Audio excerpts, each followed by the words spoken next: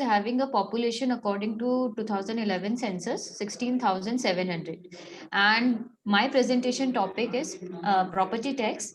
And currently we are having around 4,600 properties in Piplia Mandi.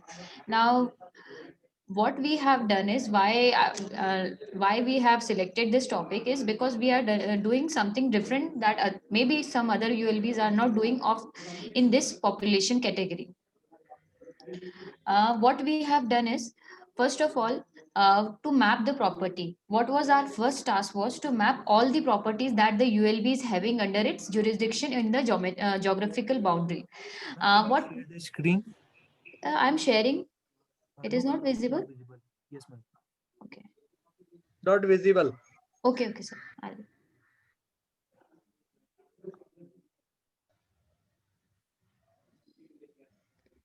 Is it visible now? Yes. Okay, thank you. So what we have done, sir, we have conducted a GIS survey for all the properties what we are having in our jurisdiction. The objective of the GIS survey was to contribute to the revenue collection and to contribute to the revenue and the financial planning of the town. With the help of GIS survey, what we have got is a credible and the reliable information about all the properties. And this, like the spatial information that we got after the GIS survey helped to improve our tax planning and the tax record. And then that has reflected in our other tax revenues as well, such as water charges and SWM charges that we are taking. Now, sir, what has happened is before the GIS survey, we were having, like, the GIS survey took place in the year of 2016. In 2016, we were having around 4,200 odd properties in Piplia Mandi. Now, after GIS survey, we are having around 4,600 GIS surveyed properties. Now, the difference of around 400 properties has reflected and has translated in our tax collection as well, and that has also translated in our improvement in the water tap connections. That before the GIS survey, we were having around 2,700 water tap connections, and after the GIS survey, because of the number of properties improved, we got around 2,900 water tap connections in this. So we were able to tax the under assessed properties because of the GIS survey. Now, like before the GIS survey, we were having a tax collection of on the properties around 12 lakhs rupees. And now after the GIS survey, we are having around 18 lakh rupees.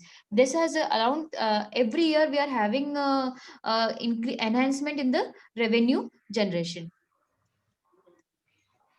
And what we are doing is, sir, what we have done, every property in the town has been given a 10-digit property ID. Because of that property ID, we are able to record the, we are able to maintain the records of the properties, and to clear the, they are having a legacy dues, and we are using the concept of lok adalats. We are using the door-to-door campaigns, so that see, if these are self-financed bodies, and if we will not be enhancing, or we will not be having sustainable sources of revenue, then these are going to affect our service delivery mechanism. So what we have done is to make sure that our revenues should be consistency should be maintained in our revenue collection. After that, this is the chart you can see. This is the chart, the before the GIS survey and after the GIS survey. This is the difference we have got in the water collections as well, and in the property revenue, property tax revenue. This is what we have done. And then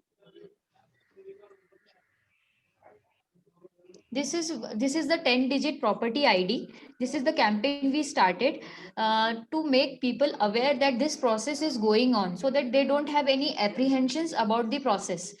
And in the entire process, we have followed a consensus based approach, in which people, in the initial, when the project was launched, we the survey was done. We called, like in the local terminology, we called it a dawa appatti time.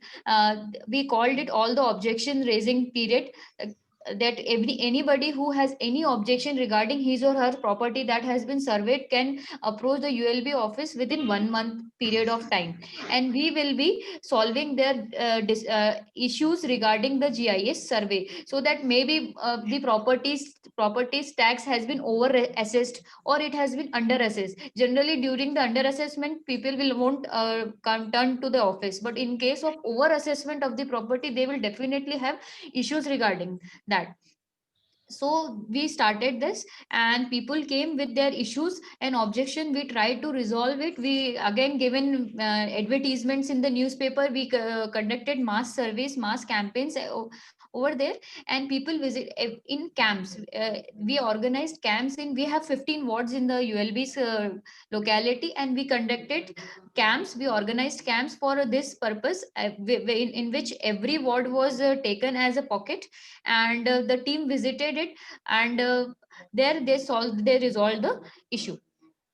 Now this property tax GIS survey collection is linked with our e-Nagarpalika portal. So e-Nagarpalika now we don't have, now the staff need not to maintain a record of the offline register. This is a move toward the digitization of the records as well. So they don't have to maintain a record of the all the registers. Now it can be linked to the e-Nagarpalika portal, and they can have an entire, and a message will be sent to the property assessor that it is his due for the, this is financial this is the his dues for the current financial year. And second thing what we have done is the tying up with the banks. We have tied up with ICICI Bank, so that the taxpayer doesn't have to approach to the ULB office, and they can do it online also without with the using MPE Nagarpalika app. They can come to the, they did not have to come. So it's a cashless means of like financial inclusion as well, and there is a cashless mode of payment.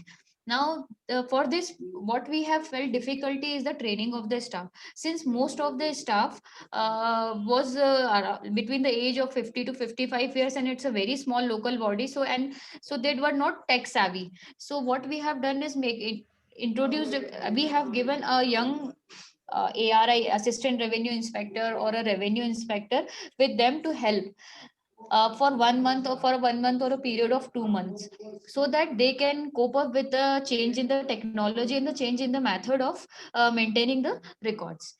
This is how we have conducted, sir. Thank you. Yeah, very nicely done.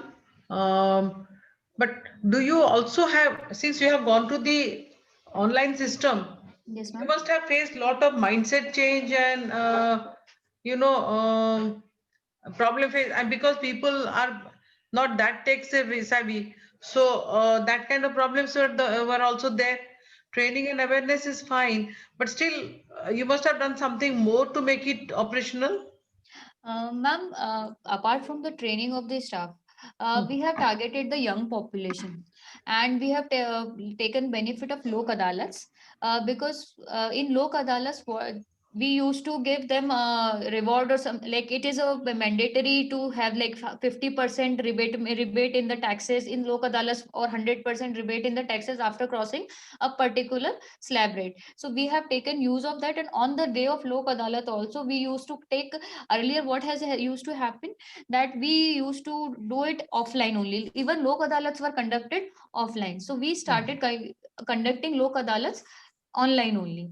So that has helped people generate, like they were having benefit of having a tax rebate. So we got it this like this, and we have tied up with private banks also. So their correspondents were acting as our agents only. So we need to increase our manpower.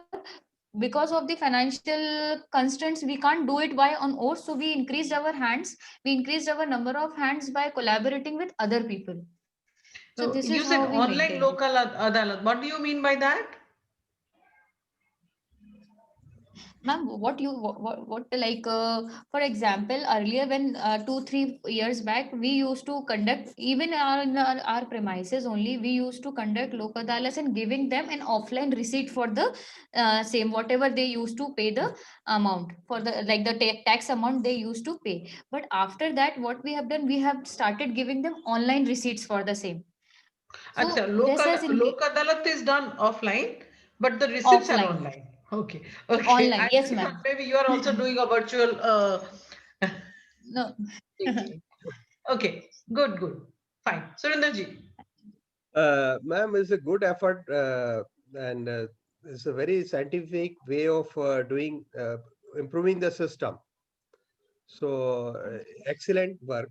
I just wanted Thank you, sir. to understand whether you are still maintaining the registers which were previously used by you to enter the property details. No, sir, we are not using our because we all have our registers are all online maintained on e-Nagar Palika portal, and all like for example property tax. The next step is mutation. For the mutation of the work, mutation is also there. So for mutation also we are asking, we have tied up with private consultants, and they don't have to come to the ULB's office. They can visit there and they can do all the requirements, and they don't have to visit the ULB's office. So we are not maintaining any offline records as of now. Okay. Okay. Actually, I'm asking this question because I live in Delhi, and in Delhi, if you go for mutation, then then the officer sitting over there, he will ask you, just show me the all receipts, and if you have made payment to the bank, because they are also made a tie-up with the banks also. If you have made the payment online, then you show me the proof that the actual amount has been deposited. So So that is what we are having. We are having a like what we have done. I'll show you something. We have pasted this kind of this thing slip on the doors of like on every household. Like we have pasted this. This is a 10-digit property ID. okay, Can you So lift it a bit? this Garima, is ah, this is a 10 this is a campaign we have started. It is a 10-digit property ID that we have pasted on the each and every household, each okay, and every property. Now what we have done is like with this 10-digit number, if you will put in the e-Nagar Palika portal, that will reflect your all the outstanding dues.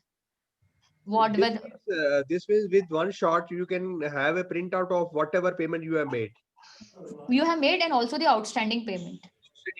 Whether you have made the payment in cash or through WhatsApp or whatever Exactly, options you exactly, have, sir. Exactly, sir. that is being concentrated at one point, and then the consumer need not take the printout from the bank, etc.